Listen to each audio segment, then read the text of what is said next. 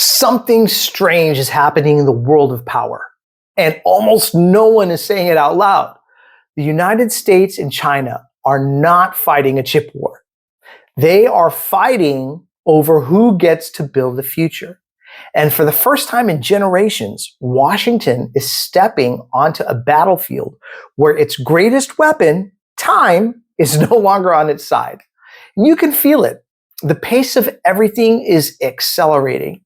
Sanctions get announced on Monday, loopholes get exploited by Tuesday, and by Friday, a new company in Asia emerges with something that wasn't supposed to exist yet. The world is rearranging itself faster than the Western system knows how to respond.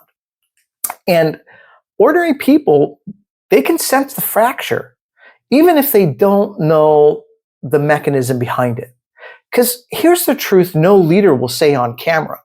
This isn't really about chips.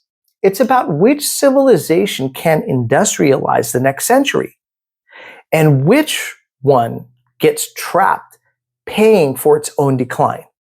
Now, for years, the official story framed this fight as simple, right? America makes the best technology. China wants to steal it. So Washington cut off the supply. But the real story is what happened next. Because China didn't beg for access. It didn't pause its AI development. It didn't even stumble, actually. It did something far, far more consequential. It built an entire semiconductor ecosystem to survive without the West. It did it fast, and it did it with the kind of brutal efficiency only a nation built around manufacturing scale can actually summon. And this is the part no one in Washington wants to admit yet. Sanctions didn't freeze China. They hardened it. Because when you remove the safety net, a country with China's industrial DNA does what it's always done. It builds a way out. Now, Hawaii doubled chip output. Cambricon tripled theirs, and SMIC, the country's manufacturing engine, went from lagging behind to becoming the anchor of an entirely domestic AI supply chain. And that was never supposed to happen this early. The West spent decades assuming China would depend on foreign lithography forever. But the world isn't running on those assumptions anymore. It's running on velocity. And this is where the contradiction hits like a hammer. Even as Washington tightens export controls, Chinese AI companies simply go overseas to train their models. They rent data centers in Singapore and Malaysia, buy legal hardware, and continue building models that rival the West. The sanctions regime can't stop what the global economy itself enables. You can't cut a country out of the digital world when every server from Kuala Lumpur to Jakarta is willing to take its money. Now, officially, this wasn't supposed to even be possible. Unofficially, everyone knows this is how multipolar systems behave. Power leaks, influence fragments, innovation flows to wherever the infrastructure exists to support it. And that's where the West faces a crisis it still doesn't have the language to actually describe. Because the real bottleneck isn't chip design. It's not AI research. It's not even geopolitical rivalry. It's energy. It is raw, physical, industrial capacity, the fuel of civilization.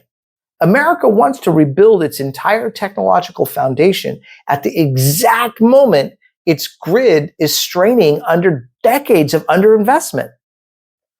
I mean, to build chip fabs, AI factories, and data centers, the three pillars of the next global order, you need astronomical amounts of electricity. And China has it, guys. And the United States, it just doesn't.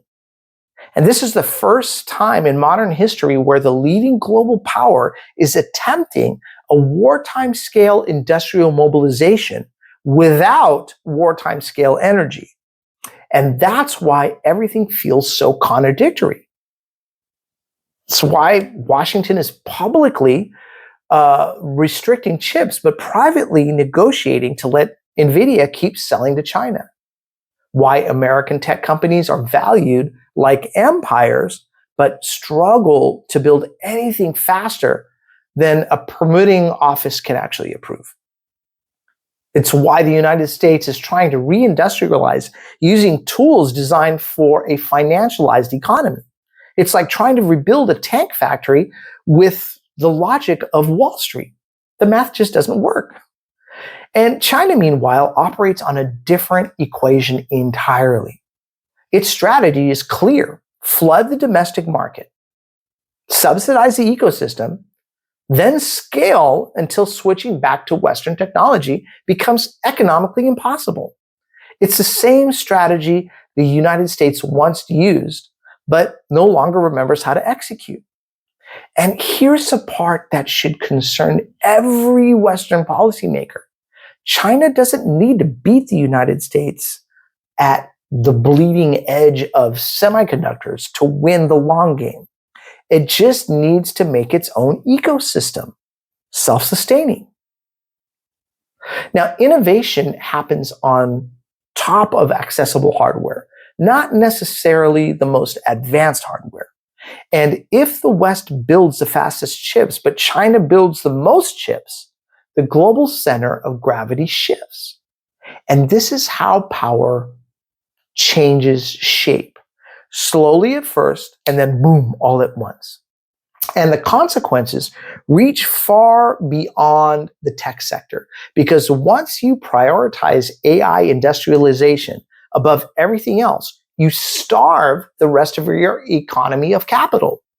Companies can't borrow, small businesses can't expand, middle-class workers feel the contraction first. The AI race becomes a vacuum, pulling money upward and outward, leaving Main Street hollowed out. It's not that anyone intended this outcome, by the way. It's that systems follow incentives, not speeches. And the incentive right now is simple: survive the geopolitical transition by any means necessary. And here's the quiet part no Treasury official wants to say out loud. The new industrial age requires debt on a scale the old Western fiscal model can't carry. And when the United States government issues trillions in bonds while private giants borrow trillions to build AI infrastructure, something has to give. And what gives is everything else. So what do you guys think? Do I have this all right? Do I have it all wrong? Put it in the comment section below. I look forward to reading and replying to all your guys' comments. And thank you again so much for watching me here on The Baseline. Okay, cheers, everybody.